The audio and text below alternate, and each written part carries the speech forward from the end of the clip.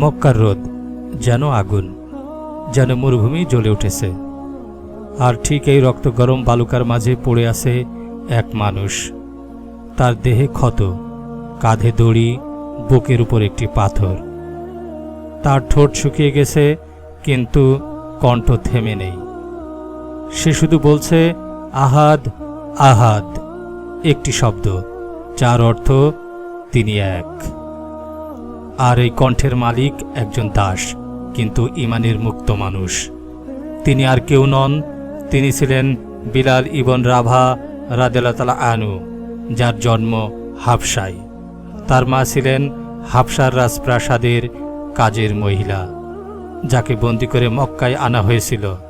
আর বাবা তার নাম ও ইতিহাস জানে না, কেননা তিনি ছিলেন দাস। বিলালের চেহারা ছিল কালো, মুখে গভীরতা, চোখে নীরবতা। তিনি ছিলেন বিনয়ী, নম্র, কথা কম বলতেন, কিন্তু অন্তরে ছিল আলো। মক্কার কাবার পাশেই তিনি কাজ করতেন। অনেকেই তাকে অবহেলা করত, কারণ সে দাস, কৃষ্ণাঙ্গ ও গরিব ছিলেন। কিন্তু কেউ জানত না এই দাসের অন্তরে একটা আগুন জ্বলছিল, আল্লাহর সন্ধানের আগুন। একদিন রাসূলুল্লাহ সাল্লাল্লাহু আলাইহি ওয়াসাল্লাম কাবার পাশে কওমকে ডাকছেন, কুলু লা ইলাহা ইল্লাল্লাহ তুফলিহু, বলো আল্লাহ ছাড়ার কোনো ইলাহ নেই, তাহলে অবশ্যই মুক্তি পাবে। বিলাল কাজের ফাঁকে দাঁড়িয়ে থাকেন, কেউ লক্ষ্য করে না, কিন্তু তার হৃদয়ের ভেতর আলো ফুটে ওঠে। ঘরে ফিরে এসে সে বলে ফেলে, আশহাদু আল্লা ইলাহা ইল্লাল্লাহ, আশহাদু আন্না মুহাম্মাদার রাসূলুল্লাহ। সেই রাতে এক দাস আসমানের সাথে চুক্তি করল, সে আর দুনিয়ার দাস রইল না, সে হল তাওহীদের সৈনিক। বিলালের মালিক ছিলেন উমাইয়া ইবন খালাব। সে ছিল এক দাম্ভিক অমানুষ। যখন জানল বিলাল মুসলমান হয়েছে, সে উন্মাদ হয়ে যায়। বিলালকে টেনে নিয়ে যায় মরুভূমির বুকে, গরম বালুর উপর ফেলে দেয়। বিশাল পাথর এনে চেপে ধরে তার বুক। গরম বালুর কণা দেহে ঢুকছে, কাঁধে পাথরের ভার, কিন্তু মুখে একটাই শব্দ, আহাদ, আহাদ। উমাইয়া চিৎকার করে বলছে, বলে দে লাত উজ্জা তোর উপাস্য, বল মুহাম্মদ যা বলেছে মিথ্যা বলেছে। কিন্তু বিলালের মুখে শুধু একটাই কথা, আহাদ, আহাদ।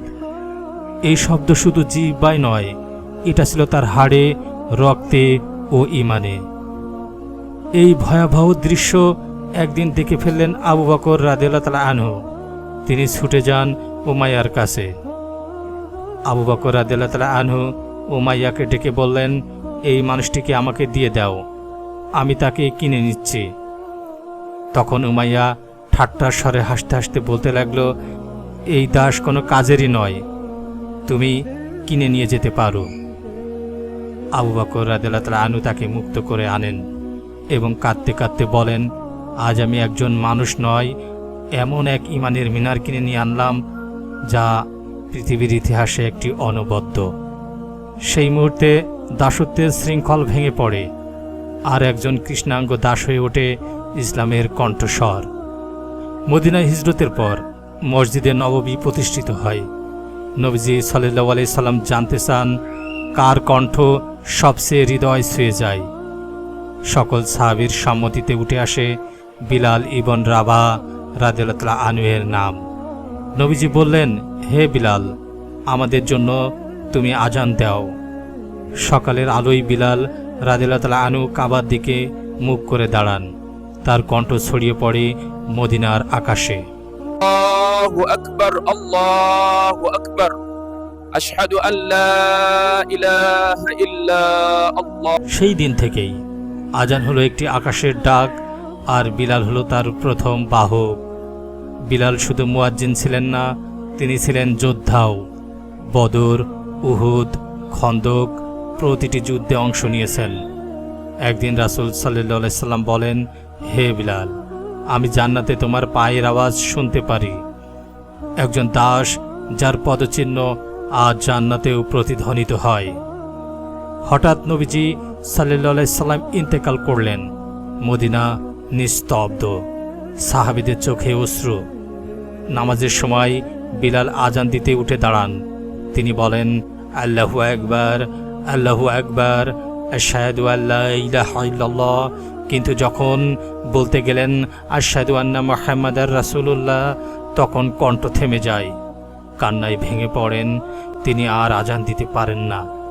তিনি বলেন, আমি মদিনায় থাকতে পারবো না, আমার রাসূল সাল্লাল্লাহু আলাইহি সাল্লাম নেই, আমি কিভাবে বাঁচব। বহু বছর পর এক রাতে তিনি স্বপ্নে দেখতে পেলেন রাসূলকে। নবীজি বিলাল রাদিয়াল্লাহু তাআলা আনহুকে বলছেন, বিলাল, আমাদের কি আর দেখা হবে না? তিনি কাঁদতে কাঁদতে ফিরে আসেন মদিনায়। সাহাবীরা তাকে অনুরোধ করেন, একবার আজান দাও। সেদিন আবারও কণ্ঠে ভেসে আসে সেই সুমধুর আজান, আল্লাহু আকবার, আল্লাহু আকবার, আশহাদু আল্লা ইলাহা ইল্লাল্লাহ। কিন্তু যখন বলেন আশহাদু আন্না মুহাম্মাদার রাসূলুল্লাহ, তখন পুরো মদিনা কেঁদে ওঠে। সাহাবীরা, শিশুরা, নারীরা সকলে কান্নায় ভেঙে পড়ে। মদিনা আবার জীবন্ত হয়, যেন মুহাম্মদ সাল্লাল্লাহু আলাইহি ওয়াসাল্লাম ফিরে এসেছেন। একজন কৃষ্ণাঙ্গ দাস, একজন তাওহীদের আহ্বায়ক, একজন সাহাবী যার কণ্ঠ আকাশে উঠত। তিনি ছিলেন বিলাল ইবন রাবাহ রাদিয়াল্লাহু তাআলা আনহু। নবীজি সাল্লাল্লাহু আলাইহি সাল্লামকে তিনি এতটাই ভালোবাসতেন যে তার মৃত্যু সহ্য করতে পারেননি। আর নবীজি সাল্লাল্লাহু আলাইহি সাল্লাম বিলালকে এত ভালোবাসতেন যে বলতেন, আমি জান্নাতে তোমার পদচিহ্ন শুনেছি। জীবনের প্রতিটি যুদ্ধে যদি অন্তরে থাকে আহাদ, তবে তুমি কখনো হারবে না। বিলালের কণ্ঠ আজও আজানে বেঁচে আছে, প্রতিটি মসজিদে, প্রতিটি শহরে, প্রতিটি হৃদয়ে। প্রিয় দর্শক, এই ভিডিওটি কেমন লাগলো অবশ্যই কমেন্টের মাধ্যমে জানাতে ভুলবেন না। এমনই সব হৃদয় ছোঁয়া এবং আবেগময়ী, মর্মস্পর্শী ভিডিও পেতে আমাদের চ্যানেলটি সাবস্ক্রাইব করে পাশেই থাকুন। আগামীতে আরও একটি চমকপ্রদ ভিডিও নিয়ে আপনাদের মাঝে হাজির হব। সেই পর্যন্ত অন্তত ভালো থাকুন, সুস্থ থাকুন। আল্লাহ হাফেজ।